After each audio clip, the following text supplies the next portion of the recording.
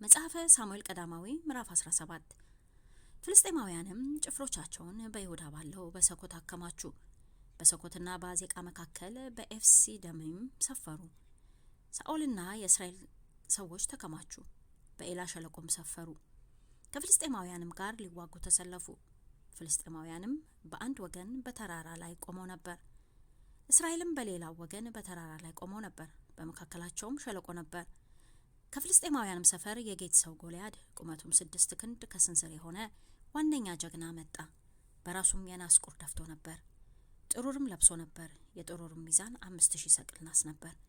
በእግሮቹም ላይ የናስ ገንባሌ ነበር፣ የናስም ጭሬ በትከሻው ላይ ነበር። የጦሩም የቦ እንደ ሸማኔ መጠቅለያ ነበር። የጦሩም ሚዛን 600 ሰቅል ብረት ነበር። ጋሻ ጃግሬውም በፊቱ ይሄድ ነበር። እርሱም ቆሞ ወደ እስራኤል ጭፍሮች ጮኸ፣ ለሰልፍ ትሰሩ ዘንድ ለምን ወጣችሁ?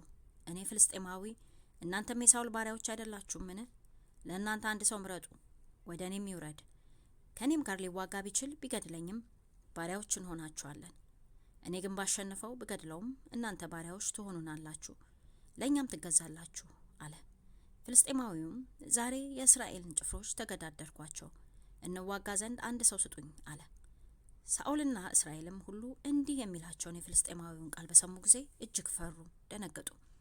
ዳዊትም የዚያ የኤፍራታዊው ሰው ልጅ ነበር። ያም ሰው ከቤተልሔም ይሁዳ፣ ስሙም እሴይ ነበር።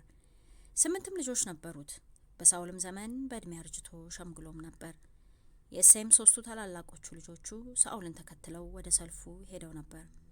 ወደ ሰልፉም የሄዱት የ3ቱ ልጆች ስም ይህ ነበር። ታላቁ ኤልያብ፣ ሁለተኛውም አሚናዳብ፣ ሶስተኛውም ሳማ ነበር። ዳዊት የሁሉ ታናሽ ነበር። 3ቱም ታላላቆች ሳኦልን ተከትለው ነበር። ዳዊትም የአባቱን በጎች ለመጠበቅ ከሳኦል ዘንድ ወደ ቤተልሔም ይመላለስ ነበር። ፍልስጤማዊውም ጠዋትና ማታ ይቀርብ 40 ቀንም ይታይ ነበር። እሴይም ልጁን ዳዊትን እንዲህ አለው፣ ከዚህ ከተጠበሰው እሸት 1 የኢፍ መስፈሪያ፣ እነዚህንም 10 እንጀራዎች ለወንድሞች ውሰድ። ወደ ሰፈሩም ወደ ወንድሞች ፈጥነህ አድርሳቸው። ይህንንም 10ሩን አይብ ወደ ሻለቃው ውሰደው። የወንድሞችንም ደህንነት ጠይቅ፣ ወሬያቸውንም አምጣልኝ። ሳኦልና እነርሱ የእስራኤልም ሰዎች ሁሉ ከፍልስጤማውያን ጋር እየተዋጉ በኤላ ሸለቆ ነበሩ። ዳዊትም ማልዶ ተነሳ፣ በጎቹንም ለጠባቂ ተወ። እሴይም ያዘዘውን ይዞ ሄደ። ጭፍራውም ተሰልፎ ሲወጣ ለሰልፍም ሲጮህ በሰረገሎች ወደ ተከበበ ሰፈር መጣ። እስራኤልና ፍልስጤማውያን ፊት ለፊት ተሰላልፈው ነበር። ዳዊትም ዕቃውን በዕቃ ጠባቂው እጅ አኖረው፣ ወደ ሰራዊቱም ሮጠ። የወንድሞቹንም ደህንነት ጠየቀ።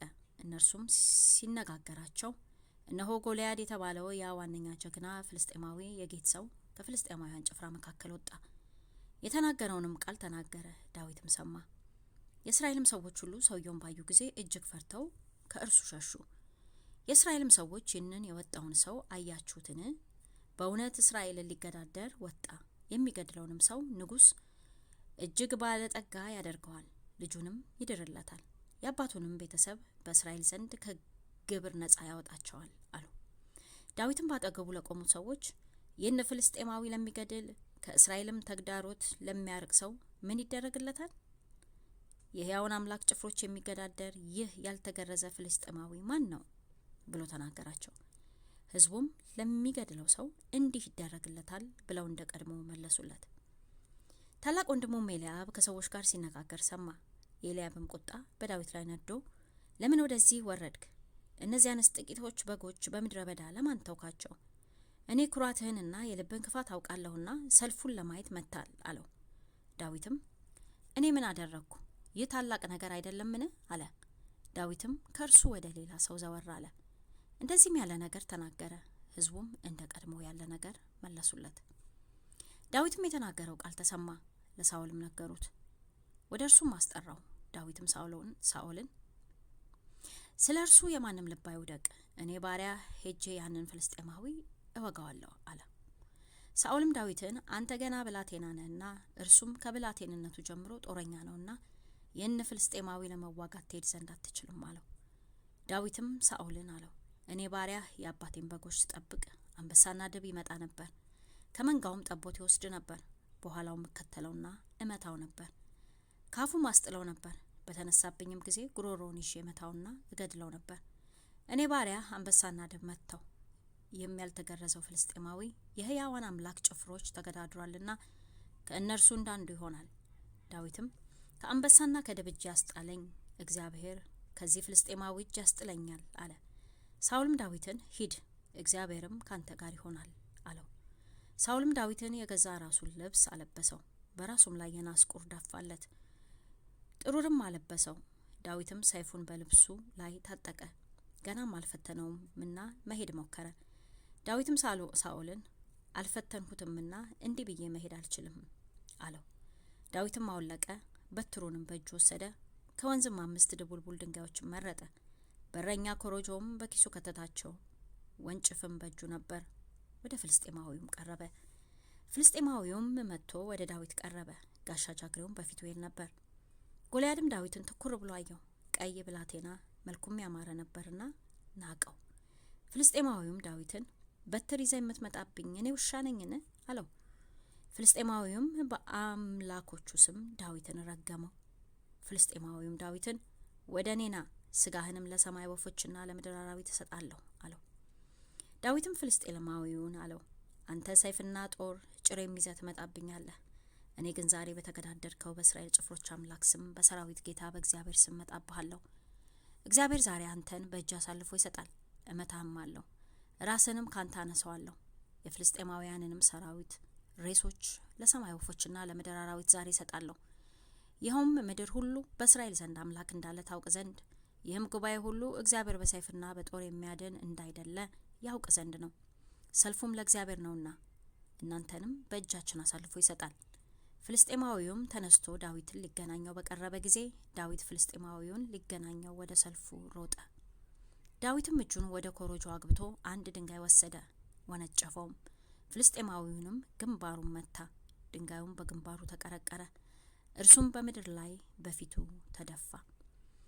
ዳዊትም ፍልስጤማዊውን በወንጭፍና በድንጋይ አሸነፈው፣ ፍልስጤማዊውንም መቶ ገደለ። በዳዊትም እጅ ሰይፍ አልነበረም። ዳዊትም ሮጦ በፍልስጤማዊው ላይ ቆመ፣ ሰይፉንም ይዞ ከሰገባው መዘዘው፣ ገደለውም፣ ራሱንም ቆረጠው። ፍልስጤማውያንንም ዋናቸው እንደሞተ ባዩ ጊዜ ሸሹ። የእስራኤልና የይሁዳ ሰዎች ተነስተው እልል አሉ። ፍልስጤማውያንንም እስከ ጌትና እስከ አስቀሎና በር ድረስ አሳደዷቸው። ፍልስጤማውያንም ከሸዓራይም ጀምሮ እስከ ጌትና እስከ አቃሮን ድረስ በመንገድ ላይ የተመቱ ወደቁ። የእስራኤልም ልጆች ፍልስጤማውያንን ከማሳደድ ተመልሰው ሰፈራቸውን በዘበዙ። ዳዊትም የፍልስጤማዊውን ራስ ይዞ ወደ ኢየሩሳሌም አመጣው፣ ጋሻ ጦሩንም ግን በድንኳኑ ውስጥ አኖረው። ሳውልም ዳዊትን ወደ ፍልስጤማዊው ሲወጣ ባየው ጊዜ ለሰራዊቱ አለቃ ለአበኔር አበኔር ሆይ ይህ ብላቴና የማን ልጅ ነው? አለው። አበኔርም ንጉሥ ሆይ በሕያው ነፍስህ እምላለሁ አላውቅም አለ። ንጉሡም ይህ ብላቴና የማን ልጅ እንደሆነ አንተ ጠይቅ አለ።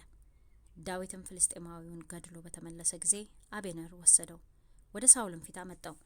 የፍልስጤማዊውንም ራስ በእጁ ይዞ ነበር። ሳውልም አንተ ብላቴና የማን ልጅ ነህ? አለው።